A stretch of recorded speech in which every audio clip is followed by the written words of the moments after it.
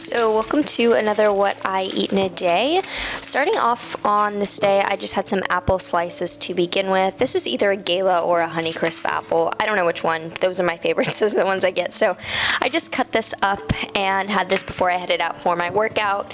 I usually have fruit first thing in the morning as the first thing that I eat. And as I ate it, I actually listened to the audiobook of Lost Connections.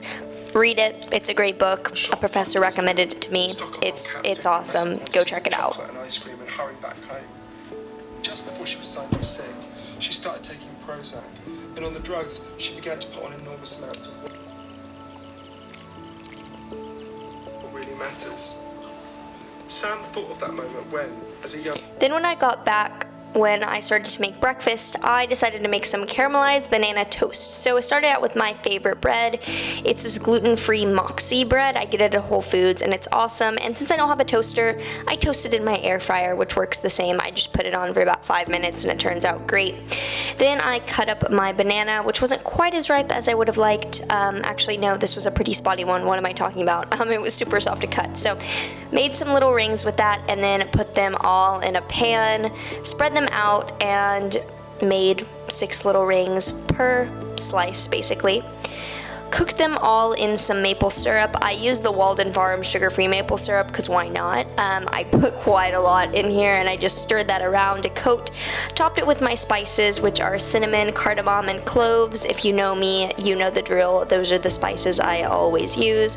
So I just put a little, just barely enough to coat, some vanilla extract for extra flavor, and a teaspoon of cordyceps powder, which is a mushroom mushroom powder that I've been using for my health and fitness goals. Basically, I put it in a lot of my breakfast dishes, so I just figured why not throw it in here. It's not really going to mess with the consistency or the taste. I just coated these and flipped the bananas to coat both sides, which was fairly difficult because they were pretty soft because it was a ripe banana. But then once they were browned, I got out my cooked toast, which was a little more cooked on one end, but it's like the perfect toasty consistency. I topped it with this Legendary Foods chocolate banana peanut butter, which is the best nut butter brand in my opinion because they don't use sugar, they use erythritol, and it's so good. Erythritol doesn't bother me at all, so I use it, and this is one of definitely my favorite flavors. Probably not my all-time favorite, but one of them. Then as difficult as it was, I put the banana slices on, and it looks just so pretty and put together and so beautiful. Finally figured out how to do it efficiently near the end. Of course, I added a little bit more cinnamon because it's me. And then I also topped it with cacao nibs because cacao nibs on everything, and just if it's not coated in cacao nibs, I don't know how to eat it. So topped that off there, and that was my beautiful autumnal breakfast to start the day. I love toast with cooked fruit. I think it's really warming and nice, and I thoroughly enjoyed this. Then for lunch, I made my usual favorite salad with a couple little additions that I've been playing with. If you've been here, you know the salad. I started off with chopping some Japanese sweet potato cubes. This is my favorite kind of potato, the Japanese white flesh, purple skin sweet potato. I put them in a little mesh strainer to steam because I think the consistency is the best when I steam them for just about 2 to 3 minutes to get barely soft, and then I air fry them. And in the meantime, while those are steaming, I cut up my tempeh. I use the original tempeh by the Light Life brand, and I do the same thing. So after this sweet potato was done barely softening, I tried to all get them in my air fryer, and I air fry them for about 10 minutes. I think it cooks them perfectly soft inside, crisp outside. I then steamed my tempeh cubes for just about a minute. The taste really improves, I think, when they're barely steamed. And then once those were steamed, I added them in, and it's the perfect cook time because the sweet potatoes take a little longer, so when you add the tempeh in, it's perfect.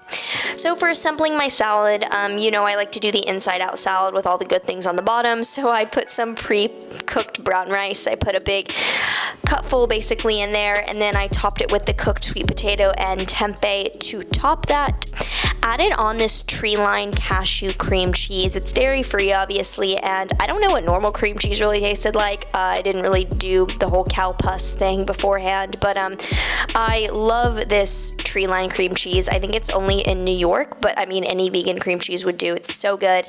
And I also have been loving adding dried mulberries to my salads. I think the fruit and sweetness is really nice, so I did that. And then I also added some pickled cabbage. I think the fermented foods go really well with this salad. Obviously topped with some seeds, so pumpkin seeds, because I mean, they're yummy, and I think the colors of this go really pretty with the pickled cabbage and the pumpkin seeds and the cashew cream cheese. You know, it's cute. Always top my salads with some black pepper and my Bragg's herb seasoning. Those are my go-tos. Finally, a big pile of romaine, basically the last of my romaine that I had. I drizzled some lime juice because I think lime and romaine go together really well. And finally, just a pinch of black pepper to round things all out there. And that was lunch. For dinner, I'm not even going to write this recipe down below because it did not meet my expectations, but we'll run through it anyway. I made a cauliflower crust pizza, which I've done before, and it's been great. I have a recipe for it in my ebook, but this one changed things up, didn't go according to plan. So started out by steaming some cauliflower florets, because I actually used cauliflower flour from Whole Foods as a flour base. So I used the cauliflower flour with some rosemary, some more herbs, and some garlic powder for the base. But on the recipe of the package for the cauliflower flour, it said to use Parmesan cheese, so obviously instead of that, I just used some steamed cauliflower as kind of the gooey binder. It called for eggs, yuck, menstruation, so I just used some flax gel binder, some flax seed with some water mixed together, let that sit.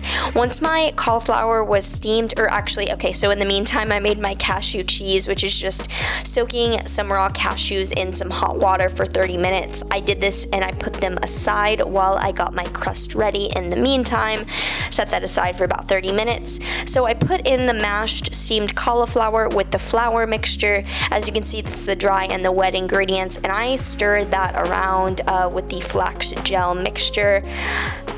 Once the flax had gelled, as you can see, it really makes a nice thick binder. No need for hen periods to make baked goods work. I stirred that all together until finally it created, I actually added a splash of water. It finally created a thick gooey dough, and it looked all good. I've used this cauliflower flour in pancakes and it was gross, but I thought it would be good in savory recipes, so I spread that out and then put it in the oven to bake, so that the crust would bake first. But it was just not the best. Then for my veggies I was gonna have on the side that I did have, I just water sauteed some diced onions with the usual spices and some garlic. So I did curry powder, coriander, cumin, ginger, and some mustard seed powder, and a little bit of black pepper. Those are my go-tos. Basically every dish. I'm just tired of repeating it because that's always what I do. It's my favorite spice blend, and it goes together really well. So highly recommend this big conglomeration of spices if you have not tried them. Then I closed that up to just steam saute. After a few minutes, I added in my chopped carrots, and finally, once those were done getting soft, I added in some kale because I knew I wanted to use up the last of some kale. I stirred that all around until the kale was nice and wilty and soft, and once that was all done, I put that aside so I could focus on back to the failed pizza. So the crust came out and it was crispy on the outside but still a little soft on the inside. I thought it would work out, so I started to make my tomato sauce with some fire roasted tomatoes and a bit of this Primal Kitchen barbecue sauce, which I really like. A lot of Primal Kitchen's sauces, they have like trustworthy ingredients that I feel comfortable with, so I like their barbecue sauce here. Then I added a bit of tomato paste. I got this and the fire roasted tomatoes from Thrive Market, and I mixed that all together. Then I put that all on the crust. I put it out, and thinking back now, this is a very wet sauce, so it probably didn't help with the mushiness that you'll see happens at the end of this kind of gross failed pizza, which isn't the cauliflower pizza's fault. Like, there's awesome cauliflower pizzas, but this flour is not the best. So for my cashew cheese, I mix some the soaked cashews with some tapioca flour and some nutritional yeast. This is just my go-to for cashew mozzarella. It's so easy. I didn't even measure this, like topped it with just enough water to blend. And then when I blended it up, you can see it's like not even fully blended. I didn't really care because it'll cook just fine. I cooked it on some medium heat until it got thick, and then as you can see, it's all gooey and nice. I topped my crust. I got it out from pushed aside, and I topped it with the cashew cheese. I cooked it for a while, so there wasn't quite as much as I wanted. It kind of all cooked up, and then I topped it with some cauliflower florets, which in hindsight I should have air fried first because they did not cook the way I wanted them to, and some chickpeas on top as well, which I also should have cooked beforehand because it just didn't really cook all the way through. This whole pizza was too tall and thick. It should have been like longer and thinner to cook better because it kind of just stayed mushy. Like it didn't go according to plan. And I had some extra chickpeas that didn't fit, so I just air fried. Oh yeah, my camera falls. And then I air fried those for a few minutes while the pizza cooked for about 15 minutes. And in the meantime, I also made my favorite turmeric ginger tea from Marishi Tea. It's this turmeric ginger little sachets. I have the loose leaf, but I found some extra tea bags I wanted to use up because we do loose leaf now, but you know, using up what I had, and they're little cotton bags. So did that and then let that steep while my pizza cooked.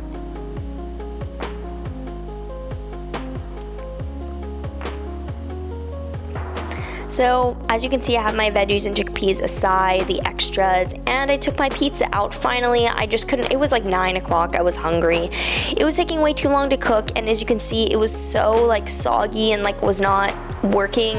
The flour did the same thing when I tried to make fucking pancakes with it, which was gross. It like doesn't cook or hold up. It tastes kind of gross. It's not like your normal cauliflower crust pizza because it's like using the flour. It just wasn't, don't recommend. So I topped it with some basil. Like the idea behind this was so cute, and I had, the veggies were my favorite part honestly, because the pizza, like I just kind of had the cheese and tomato sauce. I thought it would be a really cute barbecue chickpea cauliflower pizza, but it didn't cook well. I have a good cauliflower crust recipe in my Cosmic Chef ebook on my website, but this way it did not work. Don't recommend. Finally, for dessert, I had one of my pumpkin chocolate chip cookies. It was really yummy, and this was the last thing I had. I have a recipe for these on my blog, my go-to cookies. And then I try to wave goodbye, and it looks really creepy, and I don't know what this is just so awkward and creepy. But see you next time. Enjoy.